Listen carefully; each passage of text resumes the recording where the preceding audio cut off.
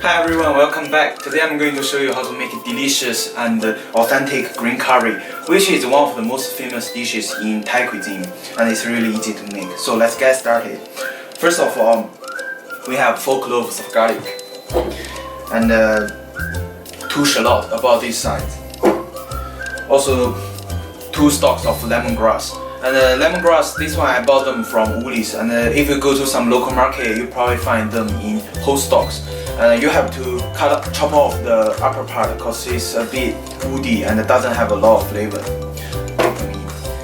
Here we have half thumb of the ginger and a half thumb of the galangal.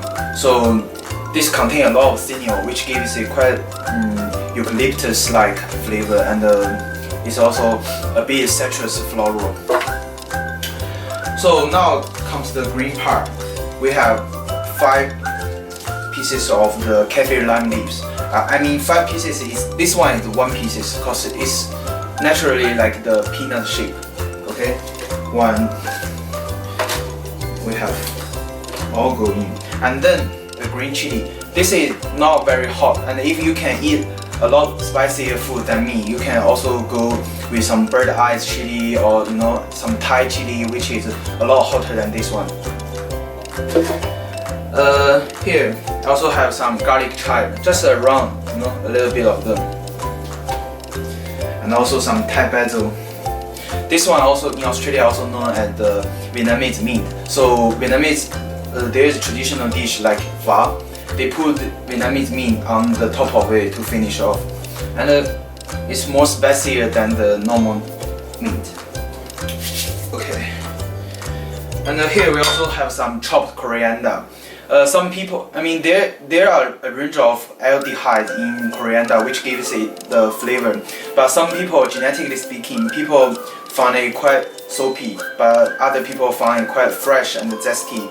So if you are those kind of people who doesn't like coriander, you can substitute it with some spring onion and a little bit more of garlic chive and the Thai basil.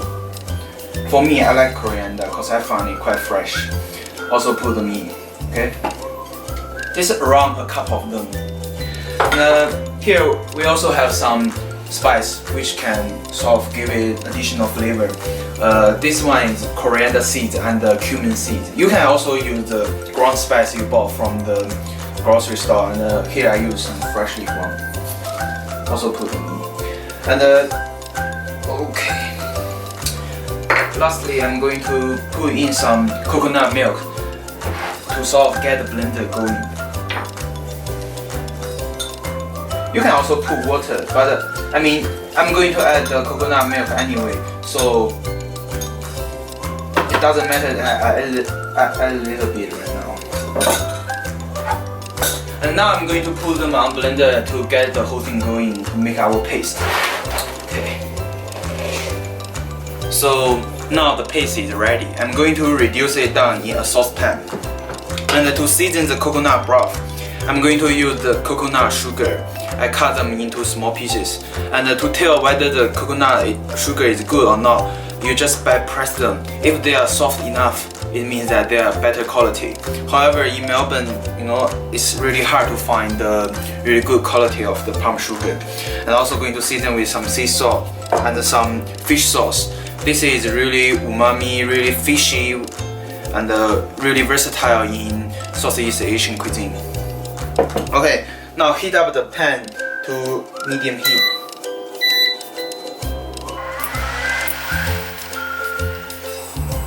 And pour in the paste. Traditionally, people just use oil to make the paste. However, here I'm going to use some coconut. So it's really important that I reduce the paste. And constantly stir them.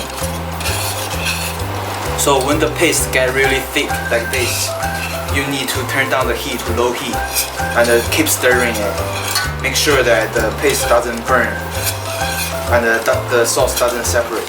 So now once the bubbling is not very much and the color becomes really dark, and it means that the paste is almost ready. So I'm going to add in some chicken stock. This chicken stock I made myself last night, and you can also just use water if you want. It just can make my broth taste better. This is about 2 cups of chicken stock. And turn off the heat.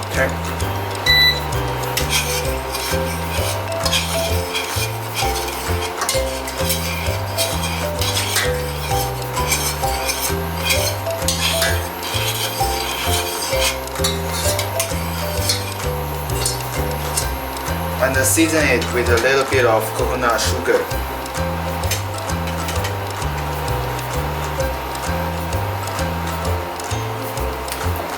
And also a little bit of salt.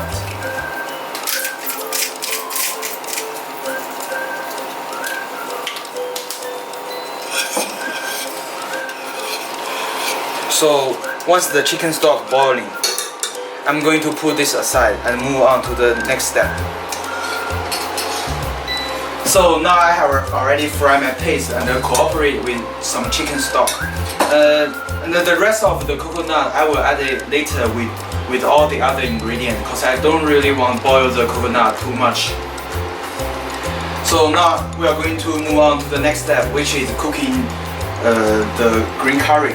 And as for the green curry's ingredients, the protein, I choose some chicken thigh, but you can definitely go with any other protein you like seafood. You can choose some shellfish and prawn. And if you are vegetarian, you can definitely go for some tofu. And as for the vegetable, I'm just going to use some my personal favorite, and you can use any vegetable you like. Okay, so yeah, let's go ahead and get started. Using 2 tablespoons of grapeseed oil.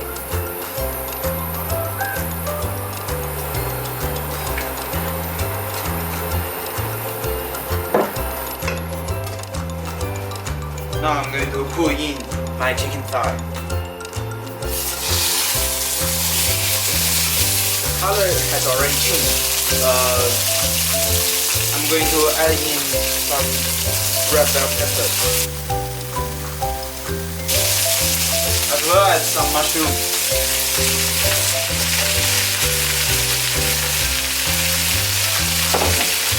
Season it with some salt.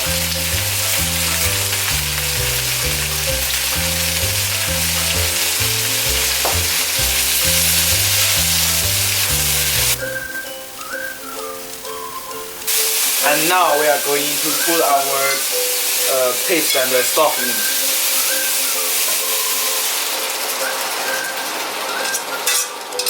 As well as some coconut cream.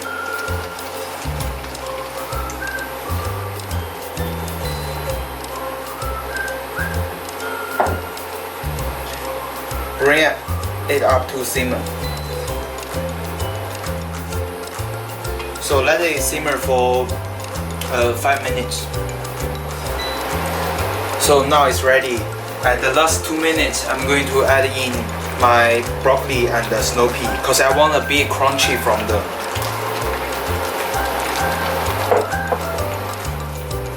And now I'm going to check the seasoning. I need a bit more coconut sugar.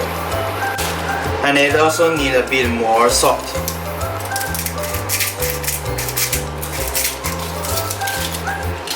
And the fish sauce, really important.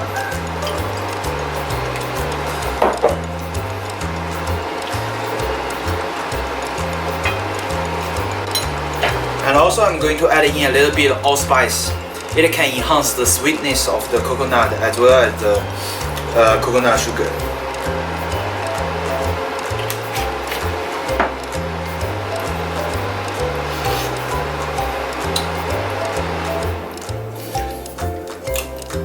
Yeah, it's pretty much there.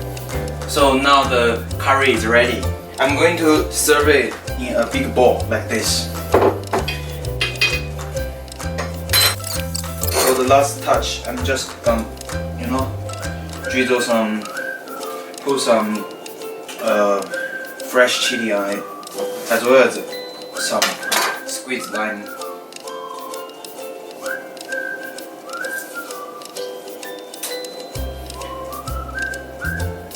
Yeah, and And that's it. Here you have the most amazing Thai green curry recipe.